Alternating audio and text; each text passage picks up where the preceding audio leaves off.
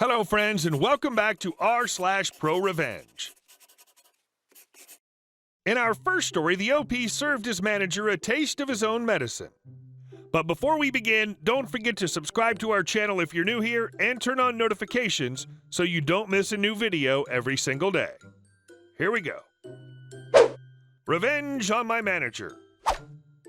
So some background first. I bartend in a restaurant in Midtown Manhattan. Because the neighborhood is primarily offices and retail, it tends to get dead later at night, unlike the rest of the city. Our kitchen closes at 10, last call for the bar is 11, but if we have no guests, we close at 10 also. We have two bars, one in a bar/lounge area that I usually work at, and one in the restaurant area that also has a bit of seating at the bar. Now that that's done, on to the story. I have a manager, we'll call him Jim, who's sort of a pain, often forgets to transfer checks for guests who move from bar to dining room, always hovering when you don't need him, but can't find him when you do need him, etc. When other managers are closing, if it was a slow night and I have no people at my bar around 9:15 or 9:30, they'll let me close up and go home. Since we have another bar as well, it's not like someone who came in would not be able to get a drink. When Jim closes, he always gets upset if we even hint at asking to be cashed out before 10, claiming that our bar is open until 10. We have to be consistent. This is the life we chose, blah, blah, blah. Jim's also the manager who lobbied for the 11 p.m. closing time of the bar. We used to have an informal last call at 10 p.m. I'm fine staying if I have guests. Sometimes it can be a drag, but whatever.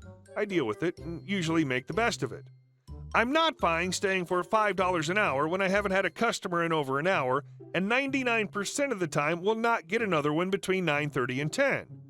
Tonight, I had a big group come down for a colleague's going-away party. A few people stayed and lingered afterwards, 2 women in particular.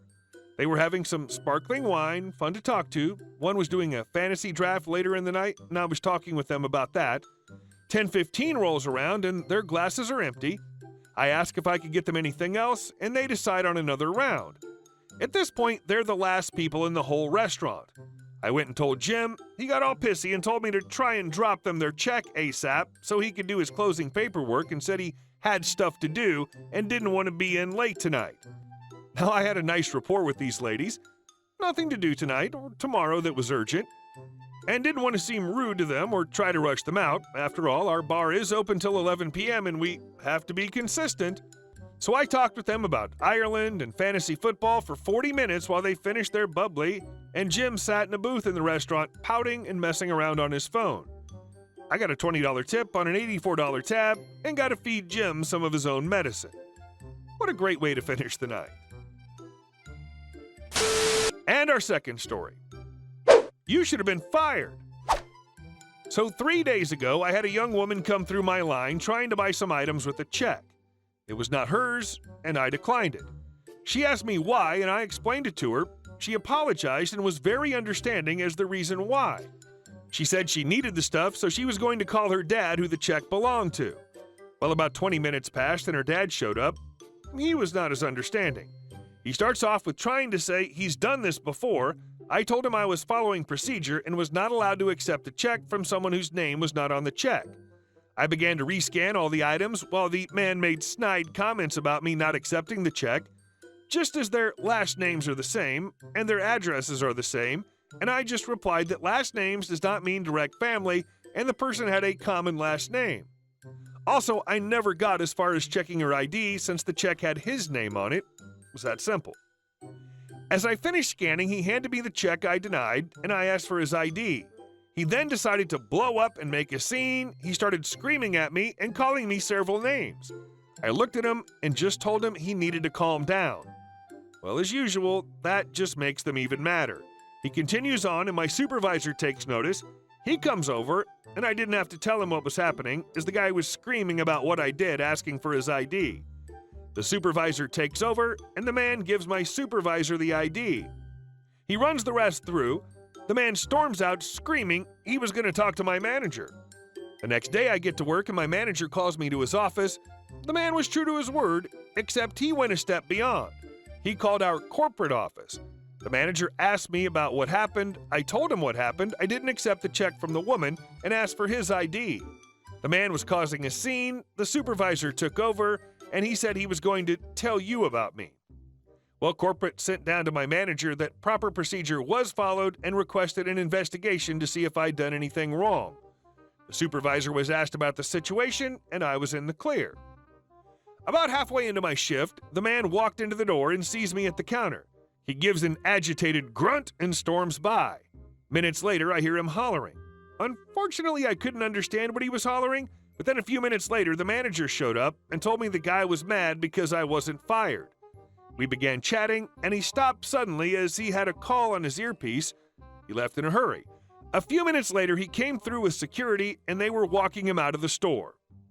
My manager stopped by on his way back through and told me he was screaming at some customer and one of our ladies in deli because the woman was waiting on an order, and the man didn't want to wait. The manager asked me if I would write out what happened with me for some paperwork, and he got the customer's information. He was going to have the man served a no trespass order. I wonder how that's going to work out for the person who serves him. This guy seems the type to scream and holler at a tree whose leaves had the audacity to fall into his lawn. And our last story. Tried to trespass on my property? Not anymore. A little background. I grew up out in a small town in the middle of nowhere. There was a wash that ran through our property.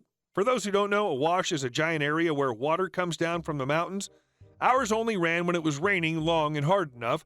I'd often go down this wash to this large area that was covered in trees and bushes and such, but had a trail going through it. I would go along this trail and hide in all the bushes and would hunt for quail on occasion with my .22. This happened about a year ago. I was by this trail with my eyes going around waiting for one of the local quail flocks to pop up. I only needed about 5, so I figured I wouldn't be out very long. About 20 minutes of sitting out there, some kids started riding through the trail on their quads. I stepped out to ask them to stop, and after the initial shock of seeing a 16-year-old kid randomly pop out of nowhere, they just laughed and said, "Yeah, whatever, man," and left. About 5 minutes later, they were driving through again and were making more noise and screaming. I saw one of them spit in the bushes as they drove by, and since that's where I was last at, I figured he thought I was still there. I changed spots to get a better view on one of the smaller trails that connected to this big one. After that, I knew they were going to continue to be obnoxious, so I packed up and left. The next day, I headed back out. I'd gotten to the trail again and set up in the bushes. Not even an hour later, these Fs were driving around, making noise, so I came out and told them to leave once again as they were scaring off the game. This time, what appeared to be the ringleader scoffed at me, saying something along the lines of, "You can't kick us off public property, murder, and why don't you just buy some meat at the store instead of killing these helpless animals?" Our closest store that sold meat, it's a supermarket that named itself after a wall, not only had very crappy meat, but also didn't sell quail. So he just sounded like an idiot saying this. After another hour of putting up with their bullcrap and noise and nothing good showing up, I saw a couple quail, but they weren't fat enough to eat. I finally packed up and left. Cue the revenge.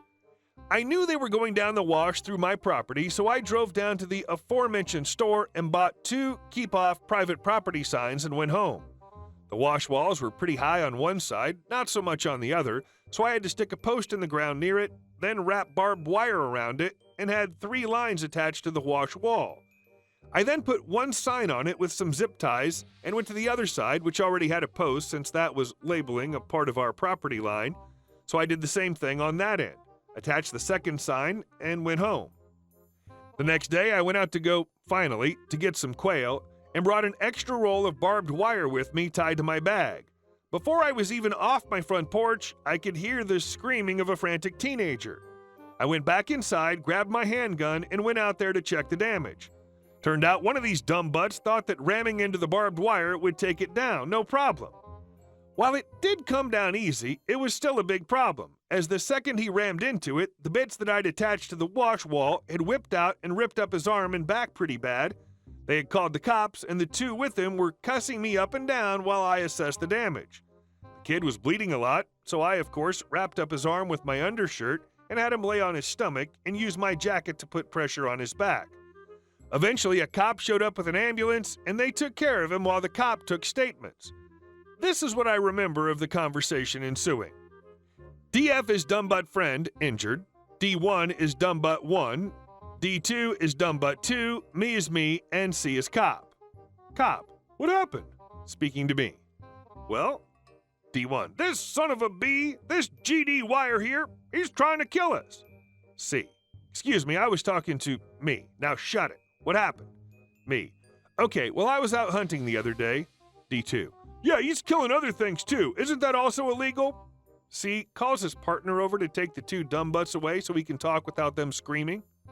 Me, okay, I was out hunting the other day for some quail, and these guys came over and started making noise. I asked them to leave, but they continued being obnoxious and I couldn't get any game. The next day, they came back out and started making noise again. I asked them to stop, but they continued again. So I put this up yesterday since I knew this is how they were getting through to bug me. This morning, I heard screaming, so I grabbed my dad's gun and ran out. I found the situation and bandaged up DF until you arrived. After this, I was of course told not to hunt alone as I need a guardian with me and was let off with a warning. The other kids were arrested. I pressed charges for harassment, destruction of property, and trespassing on private property. I got a written apology from all three of them and never saw them again.